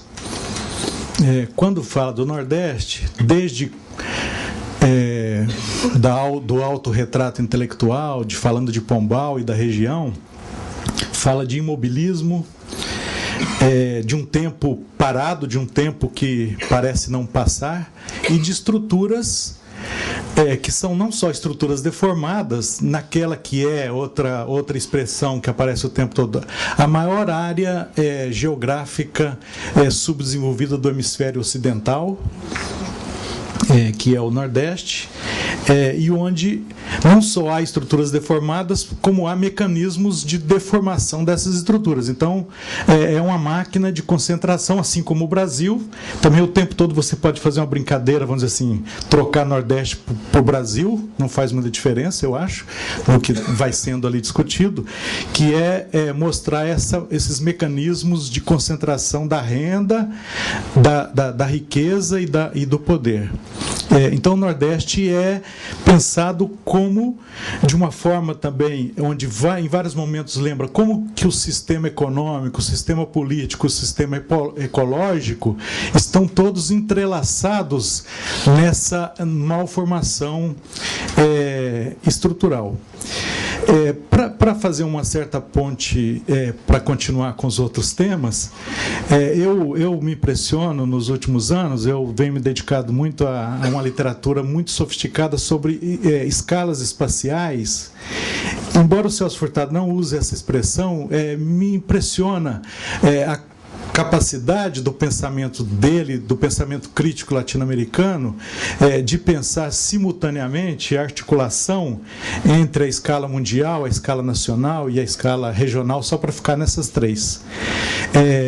Então, acho que é de uma riqueza imensa pensar o regional brasileiro, a diversidade regional brasileira, talvez sempre pensando nessa dialética que nós somos a desigualdade ou a mistura de todas as desigualdades, mas ao mesmo tempo nós somos a mistura de todas as diversidades. Então isso está muito presente no pensamento sobre o que são as regiões brasileiras, e também uma coisa que eu, vamos dizer assim, como especialista, eu me dediquei praticamente todo o tempo à questão regional brasileira. Celso Furtado traz a questão regional brasileira para onde ela nunca deveria ter saído, que é a questão do Pacto Federativo. Então nós tivemos até uma mesa aqui ontem sobre o federalismo brasileiro, que é essa ideia de como você tem um federalismo que ontem eu chamei por acaso, na hora lá também, até porque eu gosto de inventar, e uma palavra do Celso Furtado que eu gosto muito é inventividade, que eu acho que é uma síntese também do que é o próprio desenvolvimento, e a gente deve cultivar um pouco a invenção. A inventividade, que é também um sinônimo de desenvolvimento, inventando um pouco, eu chamei ontem por acaso, naquele momento, nós temos um federalismo oco, por exemplo, que não tem, o Celso Furtado trabalhou bastante nisso, no Longo Amanhecer, em vários textos, quando fala de federalismo, nós não temos estruturas intermediárias, ou fomos destruindo as instituições, as estruturas que a gente tinha, os mecanismos intermediários. Então, a questão regional brasileira, as desigualdades regionais brasileiras, que o Celso Furtado sempre teve essa dupla face de dar contribuições teóricas, mas também o lado até tripla, vamos dizer assim, do militante, ao mesmo tempo do gestor e da administração pública, né, que acho esses anos de formação vão trazer muito isso, que eu acho que precisa ser resgatado também em toda a obra do Celso Furtado, que é pensar DASP, pensar o que é a gestão pública que nós precisamos. Então, quer dizer, a discussão regional das outras regiões brasileiras é muito rica em Celso Furtado. Então, ele é multiescalar, para usar uma palavra da moda dessa literatura hoje sobre desenvolvimento. E eu queria falar um minutinho sobre esse sistema que me encanta, que é o sistema teórico teórico furtadiano que, como eu disse, ele é aberto. Eu até pensei aqui agora também que eu tenho uma curiosidade, talvez a gente possa colocar uma urna no terceiro seminário, o Encontro Internacional, o Congresso. Eu tenho uma curiosidade danada para perguntar para os especialistas em Celso Furtado se ele é um autor fácil ou se ele é um autor difícil de ler. Por exemplo, eu responderia facilmente que Florestan é um autor difícil. Que Inácio Rangel, que eu tenho estudado, é um autor difícil. O Celso Furtado, acho que aí eu entro na minha mineirês e eu diria que ele é fácil, ora, ele é muito complexo no sentido de que abarca praticamente todas as questões. Eu também compartilho essa visão que depois tem o Celso Furtado pós-Rosa também, que ficou muito mais sofisticado, vamos dizer assim, com outras questões, cultura, e isso trouxe realmente quase que um novo autor, eu acho, e um autor que vai enriquecendo. Até poderia fazer um rascunho da tábua da matéria sugerida, que eu gosto tanto, com as outras questões que vão aparecendo depois, mais ao final da sua obra. E, aliás, não deveria usar essa expressão, não é possível o final da obra de um autor genial ou de um grande pensador. Acho também, eu gosto sempre de repetir, sobre qualquer autor, nenhum grande autor, acho que nenhum grande pensador gostaria de ser repetido. Aí talvez misturando com mensagem aos jovens, eu acho que a pior coisa que tem é aquele chato que só sabe repetir um autor, né? Ou alguns autores.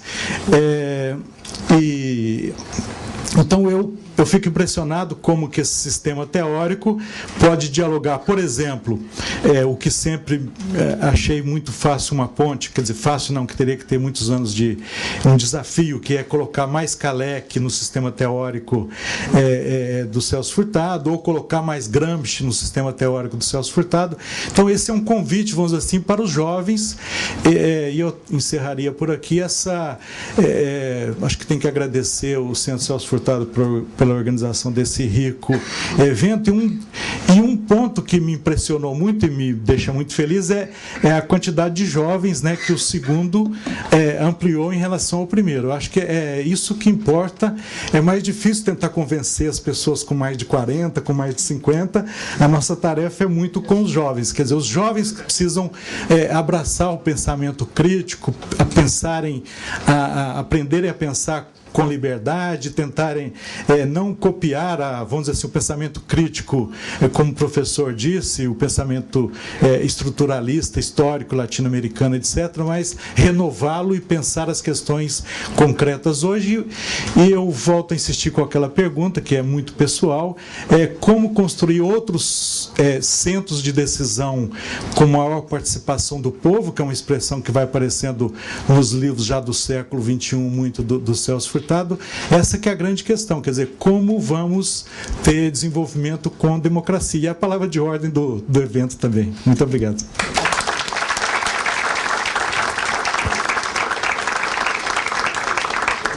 Bem, acho que já estão preparando a sala para o cinema daqui a pouco. Marcos Costa Lima, por favor.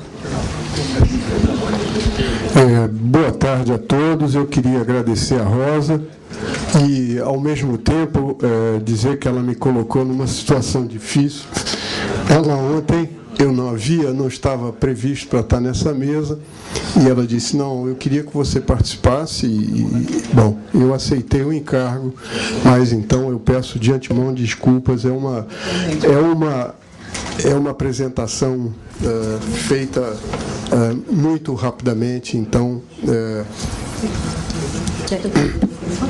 Não, tudo bem.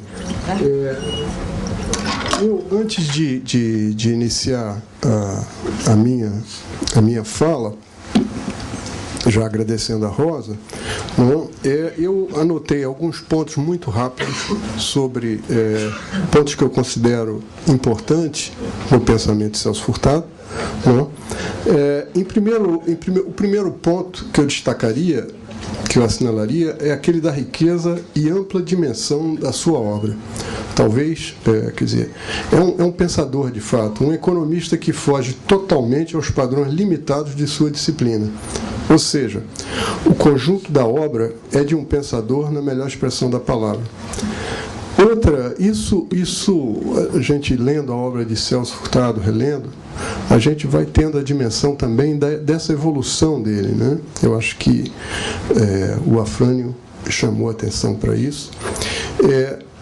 E é uma evolução que apresenta também uma trajetória cada vez mais holística na percepção e de articulação dos processos sociais.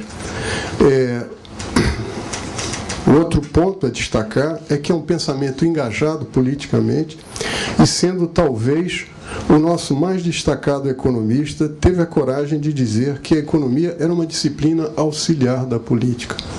Né? Isso está dito com todas as letras. Um outro ponto, o Brandão sinalizou, é as menções frequentes que Celso Furtado faz à juventude. Né? Isso, inclusive, nos primeiros livros dele, ele sempre incluía algum texto no final, alguma apresentação que ele fazia, que ele era convidado para fazer aos jovens, e há vários que a gente encontra em sua obra que são extremamente instigam os jovens a pensar o Brasil, a transformar o Brasil. Um outro ponto também, nessa coletânea rápida de elementos que eu destacaria, é sobre a tecnologia, né? E os efeitos nefastos dos avanços tecnológicos quando realizados de forma subordinada pelos países periféricos. Isso ele chama muito a atenção. E o caráter inovador, criatividade, que ele chamava sempre muito a atenção, eu acho que já destaca uma atualidade quando a crítica que ele faz ao milagre econômico, e que Celso já discute o Clube de Roma, discute os impasses que a economia mundial está vivendo e das impossibilidades de você gerar um padrão de consumo e um padrão de crescimento industrial no ritmo que estava sendo desenvolvido. Isso ele diz no início dos anos 70, o que é quer dizer, abrindo todo um caminho aí para a discussão sobre desenvolvimento sustentável e a articulação que ele tem com Sachs, né? Mas o que eu optei, fora esses breves pontos aqui, para trazer para vocês, a minha área de trabalho é política internacional. E, como os senhores sabem, política internacional é um campo profundamente conservador no Brasil. Há 5 anos atrás, a ABRE foi criada, a Associação Brasileira de Relações Internacionais, eu creio que eu não estou me errando na data, e foi convidado um internacionalista americano, norte-americano, Beer Staker, e esse institucionalista havia feito uma pesquisa entre colegas nos Estados Unidos sobre o que liam os internacionalistas norte-americanos. Então, ele faz essa pesquisa entre colegas da elite do pensamento das relações internacionais nos Estados Unidos e chega à conclusão, essa foi a fala de abertura que ele fez nesse Congresso NAB, que os americanos, os professores internacionalistas americanos, 90% deles lia autores americanos, né? Que 5% deles lia autores ingleses, anglo-saxões, e ele chega à conclusão de que apenas 1% desses grandes nomes de internacionalistas liam sobre a América Latina, sobre a periferia do sistema. Então, por isso mesmo, eu resolvi fazer um tour de force aqui para trabalhar a dimensão intelectual de Celso Furtado como uma contribuição para o campo da política internacional. É um esforço que eu comecei a fazer a convite da Rosa, nesse livrinho dela sobre a dimensão, Celso Furtado e a dimensão cultural, E eu gostaria, vocês me permitam, fazer algumas leituras aqui de alguns trechos. Não, tudo bem.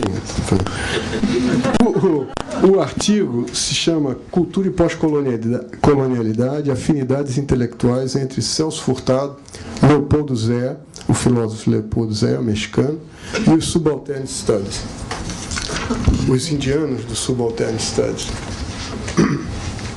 Então, deixa eu ver se eu me encontro aqui. Em seu livro América como Consciência, Zea pergunta-se de que maneira o filósofo latino-americano desenvolve sua tarefa como pensador. Ele parte, então, da perspectiva dos europeus sobre a América. A seu ver, a opinião dos europeus pode ser resumida na célebre frase de Hegel, escrita em Filosofia da História, quando o filósofo alemão afirma que a América é o país do futuro. Se assim o é, então a América passa a ser pura potencialidade, ou seja, é um lugar sem história. Se todo ser humano é um ser essencialmente histórico, ao ser negada sua historicidade, o americano tem negada sua humanidade. Então, é um trecho curto do Zea. Depois eu apresentarei alguns textos do Furtado, muito rápidos, e do Partha Chatterjee, que foi o que tem. Há outros, mas eu estou fazendo aqui um breve. Então, diz Zea, todos nascidos em terras indígenas, crioulos ou mestiços, eram vistos como inferiores frente aos seus conquistadores e colonizadores. De acordo com tal ideia, todo mestiço tenderia a ser educado para melhor servir a metrópole, para satisfazer seus interesses e melhor realizar seus projetos. Se educava para a servidão. Então, ele continua, eu não vou ter tempo aqui, né? Então, o projeto de Zea, portanto, é que os americanos têm de buscar sua história em suas tradições e os elementos para realizar uma cultura que lhe seja própria. Bom, há um texto fantástico de Celso Furtado, que ele escreveu em 1984, ele já como ministro da Cultura. Não, 85, desculpe. Esse título se chama Que Somos? É uma conferência proferida no Encontro Nacional de Política Cultural. Do José Aparecido. Secretário da Cultura de Minas Gerais. Pois bem. Que somos? Diz Celso. Bom, essa foi uma pergunta não só oportuna, mas provocadora, feita por Celso Furtado em seu excelente artigo de 84, juntamente com essa ontológica interrogação. É quando o economista argumenta que, em momentos de crise, o homem lança o desafio como forma de pensar o futuro e de indagar sobre sua própria identidade. Então, Celso tem alguns termos muito interessantes, né, sobre o mimetismo cultural, sobre essa identificação com o colonizador e tudo mais. Essa consciência de estar representando um papel equivocado na história, esteve no centro das preocupações dos intelectuais. E ele faz menção, inclusive, aos modernistas, essa pergunta sobre o Brasil. Furtado vai direto aos pontos que queremos realçar nesse artigo, que são não apenas a sua importância como um economista que ultrapassou largamente os muros e constrangimentos do saber econômico para formular questões centrais sobre a cultura e a política brasileira, mas sua proximidade, em certa medida geracional e intelectual, com pensadores como Zé e os indianos que fundaram Subaltern Studies, ela pode ser verificada além de evidenciar que fundamentais são hoje uma reflexão para alargar o campo teórico da política internacional. Diz Furtado, nesse texto, já ninguém escapa que nossa industrialização tardia foi conduzida num quadro de desenvolvimento imitativo que reforçou tendências atávicas de nossa sociedade, ao elitismo e à opressão social. Formas mais sutis e insidiosas de dependência, infiltrada nos circuitos financeiros e tecnológicos, vieram substituir a tutela antes exercida pelos mercados externos na regulação de nossas atividades produtivas. Bom, e por aí ele segue.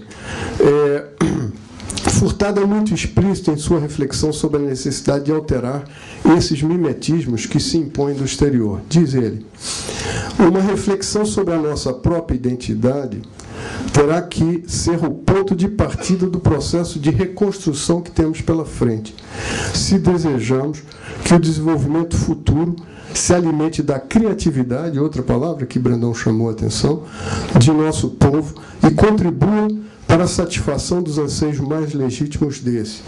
Devemos pensar em desenvolvimento e partir de uma visualização dos fins substantivos que desejamos alcançar, e não da lógica dos meios que nos é imposta do exterior. Então, reiteradamente, Celso Furtado está falando dessa dimensão cultural. Então, Rosa tem toda a razão em aprofundar esse campo, né, de articulação entre o econômico e o político, que era era intensamente uma preocupação do Celso.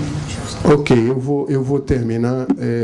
Há uma frase também, acompanhando o amigo Brandão, do Celso, que ele diz: o distanciamento entre elites e povo será característica marcante do quadro cultural que emerge nesse período. As elites, como que hipnotizadas, voltam-se para os centros da cultura europeia, de onde brotava o fluxo de bens de consumo que o excedente de comércio exterior permitiria adquirir. O povo era reduzido a uma referência negativa, símbolo do atraso, atribuindo-se o significado, quer dizer, reduzindo o significado de sua criação, de toda a sua criatividade artística.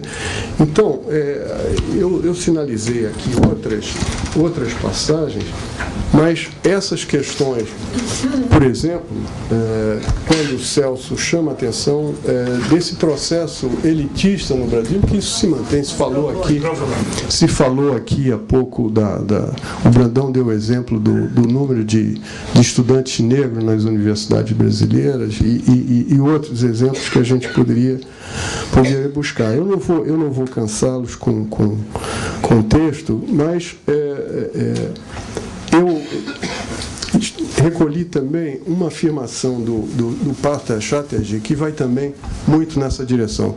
Então, chamando a atenção que é possível, esses são alguns autores, uma corrente indiana que surge nos anos 80, a partir de um grupo de intelectuais, historiadores como Gurra, cientistas políticos como Chatterjee, Chakrabarty, entre outros, né, que assumem a necessidade de uma revisão histórica, de um novo entendimento do seu processo cultural, histórico, para que se possa, talvez, chegar às epistemologias do Sul. Quer dizer, é um esforço fundamental para que a gente possa reconstruir, porque o próprio conhecimento, ele também se apresenta como dominação. Essa é uma reflexão importante. Então, diz o Chatterjee, e com isso eu encerro: as instituições da sociedade civil, nas formas que elas tinham surgido na Europa, também fizeram sua aparição nas colônias. Precisamente para criar um domínio público para a legitimação da dominação colonial. Este processo foi, no entanto, fundamentalmente limitado pelo fato de que o Estado colonial poderia conferir ao colonizado apenas sujeição, não poderia dar-lhe cidadania. Bom, essas questões, quer dizer, quando a gente trata do colonialismo, a gente, inclusive, teria que reatualizar, quer dizer, essas permanências históricas, né, que nós temos na sociedade brasileira, uma sociedade ainda marcada, autoritária, marcada pela violência e pela concentração de renda.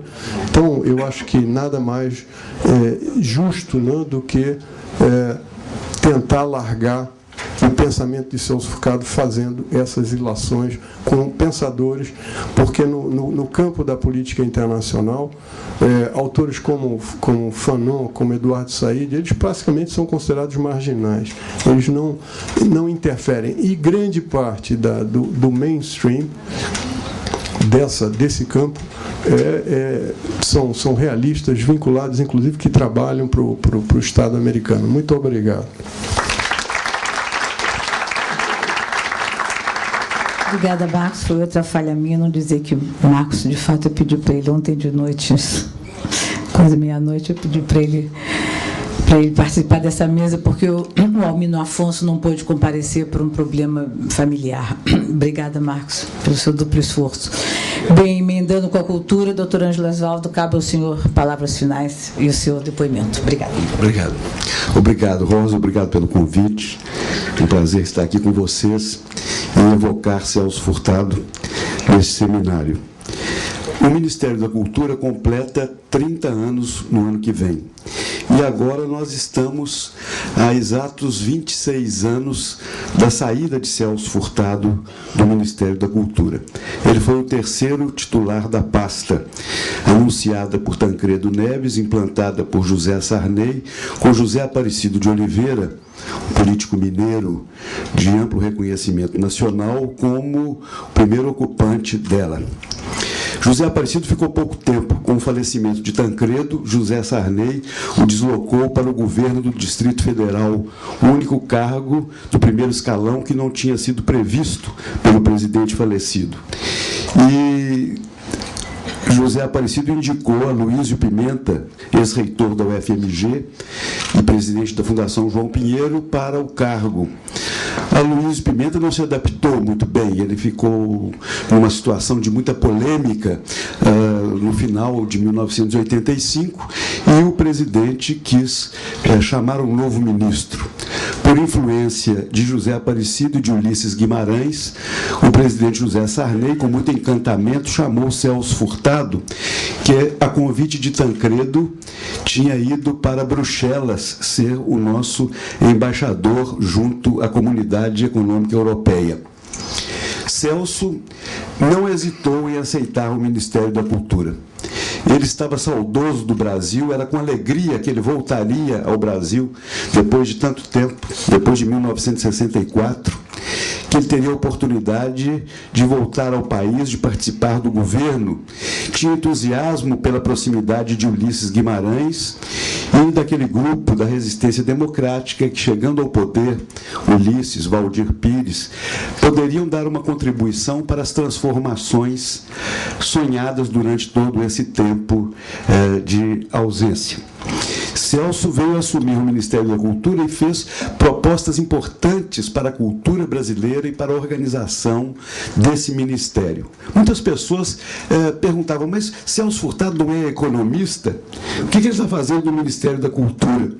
E Celso uma vez até lembrou que Keynes tinha sido uma espécie de ministro da Cultura da Inglaterra num período, o que poderia respaldar o seu nome nessa posição no governo brasileiro.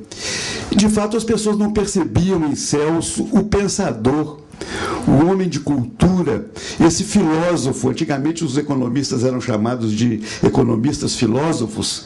O Celso foi um filósofo economista, como o Karl Marx, que era filósofo economista, e ele pensava o Brasil.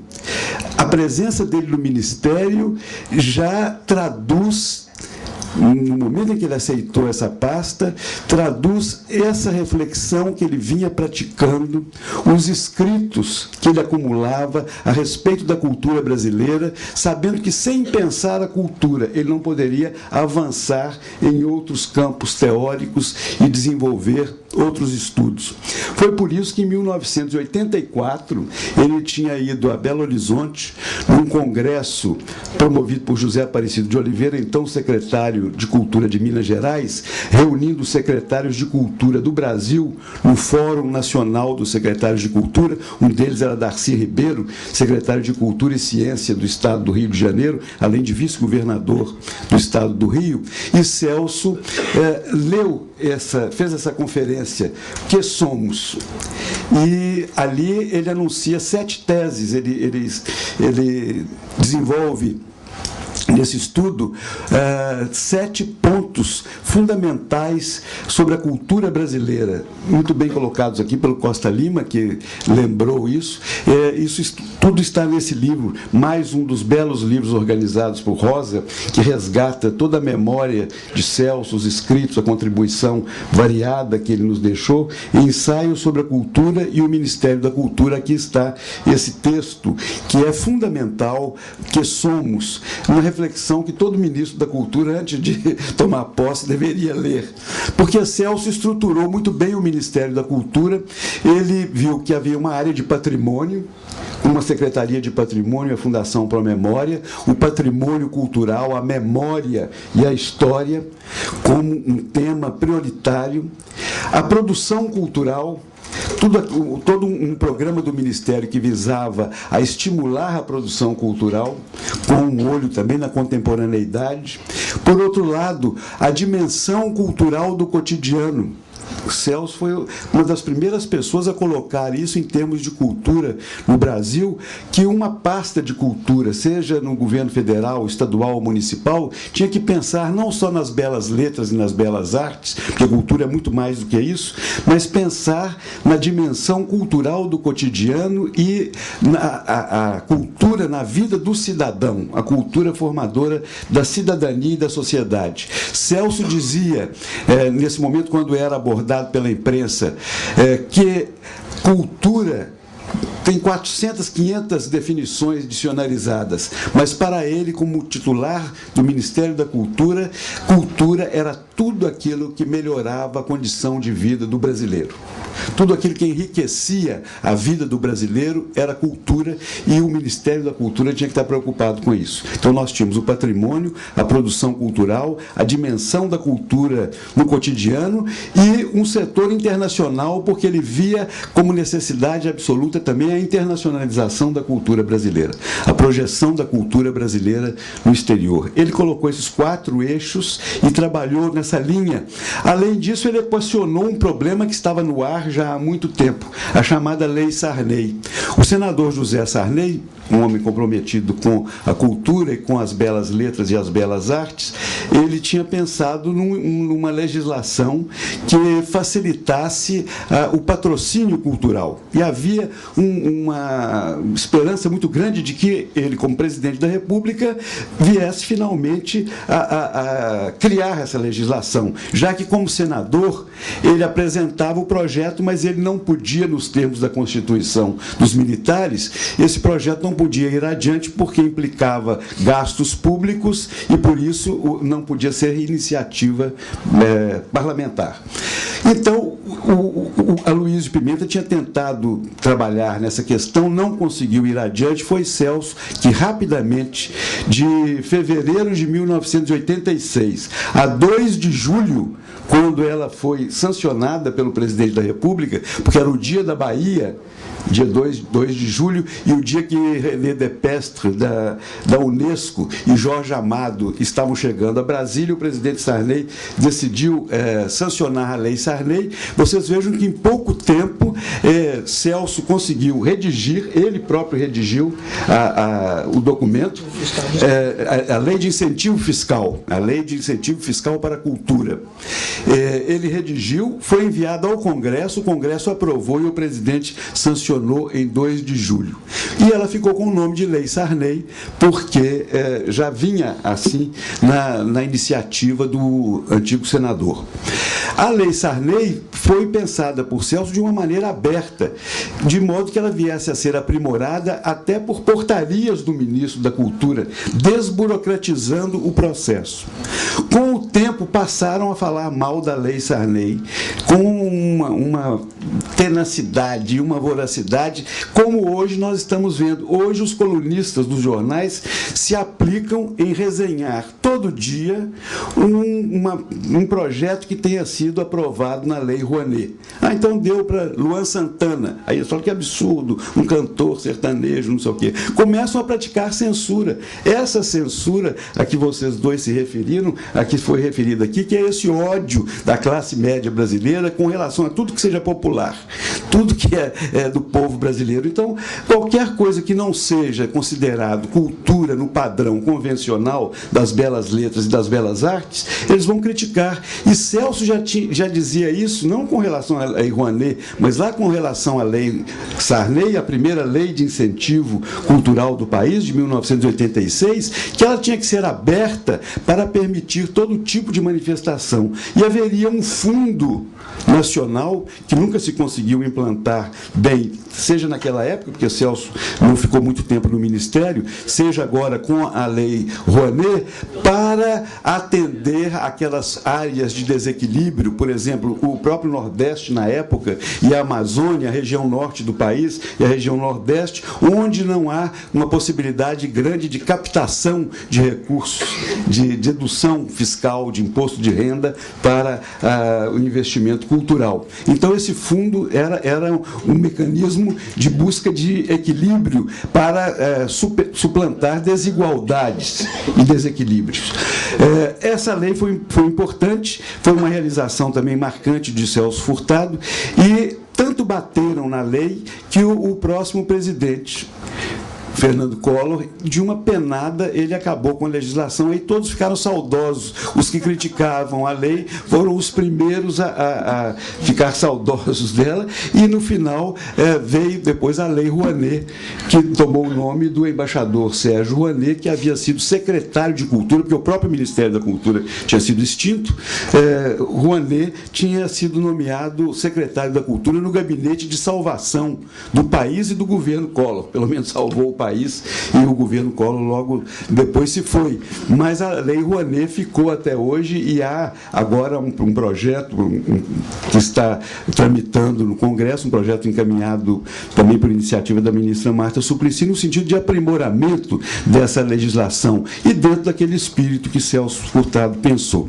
Então, ele imaginou a estruturação de projetos do Ministério da Cultura, de uma proposição do Ministério da Cultura, muito voltado para essa compreensão do fenômeno social que a atividade cultural acelera, desenvolve, como desenvolvermos a sociedade e a cidadania através da cultura, que a cultura seja um instrumento de transformação social. É nessa perspectiva que o governo, então, estabelece uma política pública de cultura e um mecanismo que viesse captar mais recursos para a cultura, porque é uma área que também sempre demanda investimento, e é necessário que isso seja feito de uma maneira descentralizada e, sobretudo, sem censura. Obrigada, Ângelo.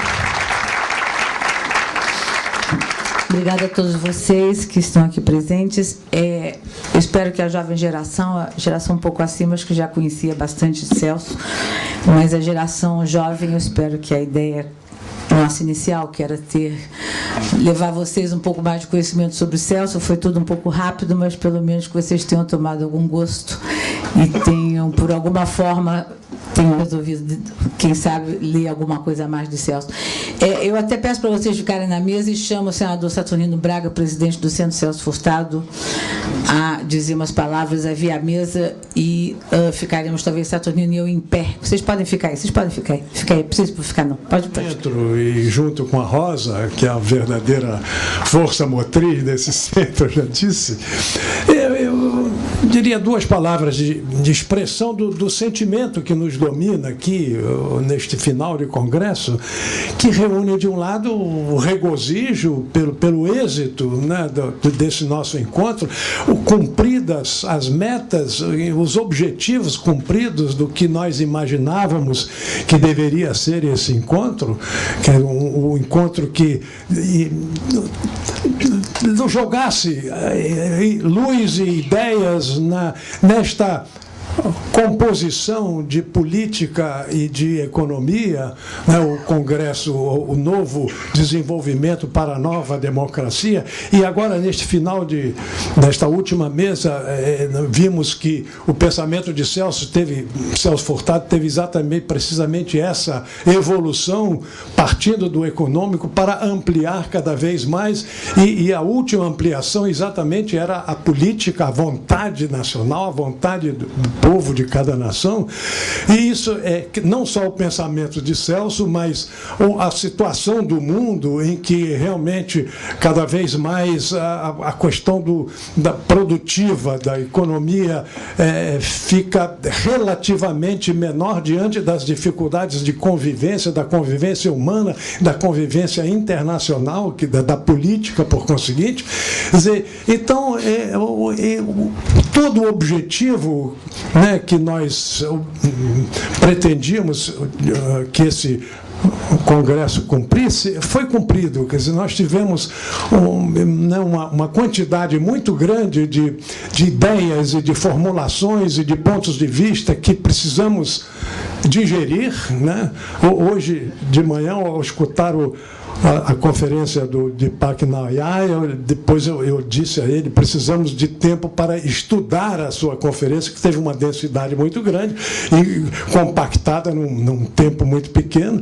E a mesma coisa, eu diria, em relação ao conjunto de mesas, e que foi todo gravado e registrado, e nós vamos nos dedicar a digerir toda essa quantidade formidável de ideias e pronunciamentos. E ao fazermos isso, nós do Centro Celso Furtado pedimos também a colaboração de vocês, não só dos associados, dos nossos sócios, mas de todos os que participaram desse congresso. Nós vamos precisar dessa colaboração contínua de vocês para digerir todo esse material e apresentar ao Brasil. E eu diria também, sem jactância, apresentar ao mundo, porque o mundo está pedindo, demandando, né, formulações novas de política e de desenvolvimento. Nós vamos, enfim, terminamos esse processo cheios desse sentimento de regozijo e de gratidão. Quer dizer, queremos agradecer a vocês a participação de todos, não apenas dos palestrantes, dos participantes das mesas, mas dos participantes dos auditórios, porque esse é o nosso estímulo, especialmente da geração nova que neste congresso compareceu em número muito expressivo e muito estimulante para nós. Então, o sentimento é de regozijo e é também de agradecimento, de gratidão a todos os que colaboraram, aos nossos servidores aqui do centro, e a vocês, aos conferencistas, aos palestrantes e aos assistentes do nosso congresso. Realmente, de coração, muito sinceramente, obrigado a vocês todos.